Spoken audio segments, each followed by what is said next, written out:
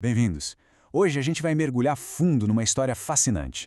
Uma história de poder, de fé e, claro, de muita política. Direto do livro de Dois Reis. Pensa só, um rei que ainda é um menino, um templo caindo aos pedaços e uma simples caixa que mudou tudo.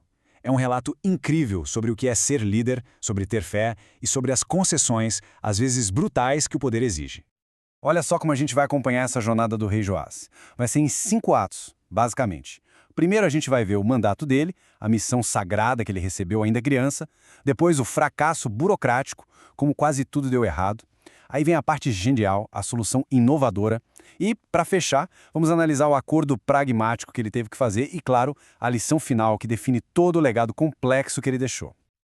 Então vamos lá, onde essa história toda começa. Imagina a cena. 7º ano do reinado do rei Jeú. Um menino, de apenas 7 anos de idade, chamado Joás, é colocado no trono de Judá, lá em Jerusalém. Pensa nisso, uma criança com uma responsabilidade, monumental. E o reinado dele durou 40 anos. E que 40 anos? Foi uma verdadeira montanha-russa. Tudo começou com uma missão muito nobre, sabe? Restaurar o templo de Jerusalém, que era tipo o coração espiritual da nação. Só que, como a gente vai ver, só ter boas intenções nem sempre é o suficiente para vencer os desafios que aparecem pela frente. O texto bíblico já começa definindo o caráter dele como um cara justo, reto, mas, e aqui tem um detalhe que é absolutamente crucial, o texto faz questão de dizer que essa retidão toda existia enquanto o sacerdote Joiada o instruía. Isso já planta uma sementinha de dúvida, né? A retidão de Joás era dele mesmo, vinha de dentro? Ou era, digamos, emprestada? É uma pergunta que vai ficar no ar durante todo o reinado dele. Beleza. Então, qual foi a primeira grande ordem do rei Joás? Consertar o templo. Uma intenção super nobre, certo? O problema é que o plano inicial, foi um desastre burocrático. O resultado? Décadas de inércia e pura frustração.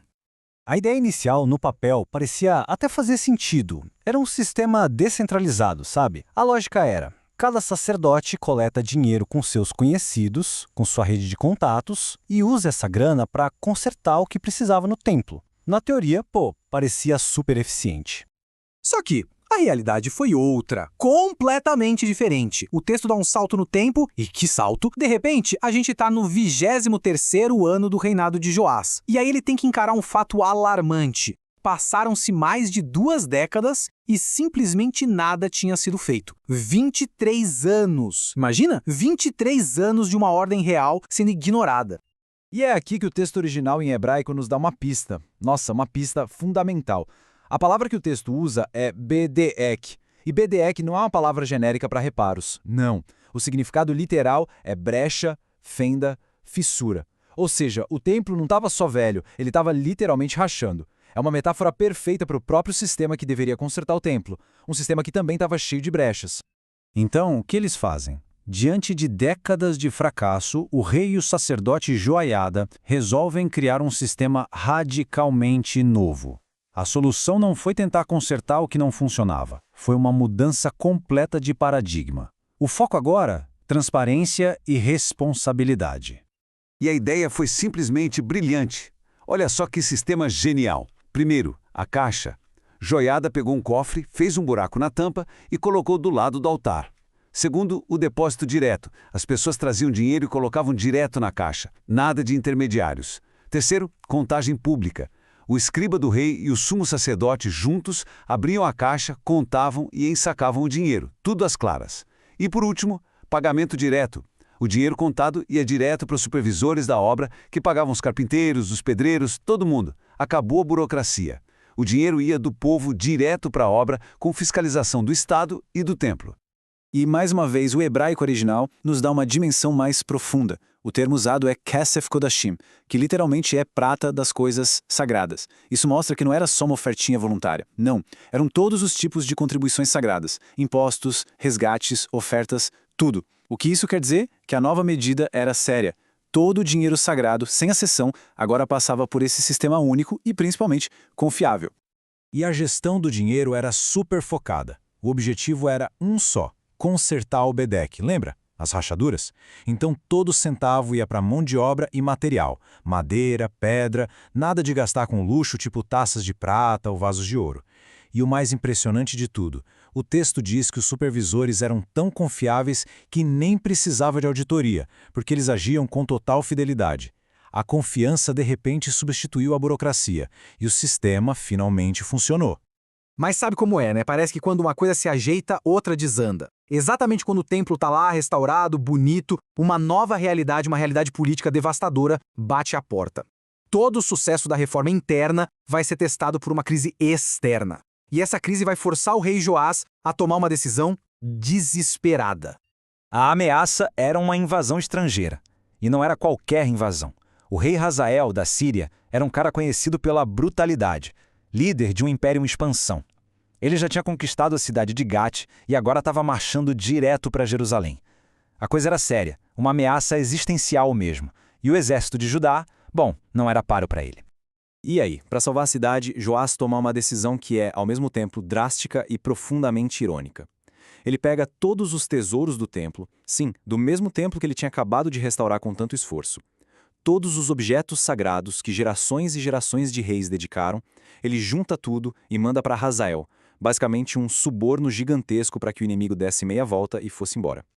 É um contraste brutal, não é? O mesmo rei que construiu, que restaurou, agora é o rei que esvazia o templo. O construtor vira o dilapidador. E aqui a gente volta para aquela pergunta lá do começo. A retidão de Joás era dele mesmo ou era emprestada? Porque, a essa altura, o mentor dele, Joiada, muito provavelmente já tinha morrido. E Joás, agindo sozinho, escolhe o pragmatismo político acima da fé. A mesma riqueza sagrada que era símbolo de restauração, agora vira moeda de troca pela sobrevivência. Então, como é que a gente entende uma figura dessas, um legado tão complexo? Os versículos finais do capítulo nos dão uma conclusão bem sombria, mas também uma lição muito poderosa sobre o que é o poder e o que significa ser um líder. Pensa bem, apesar de tudo que ele fez, especialmente a restauração do templo, o reinado dele não termina em paz e glória. Termina em traição, em assassinato.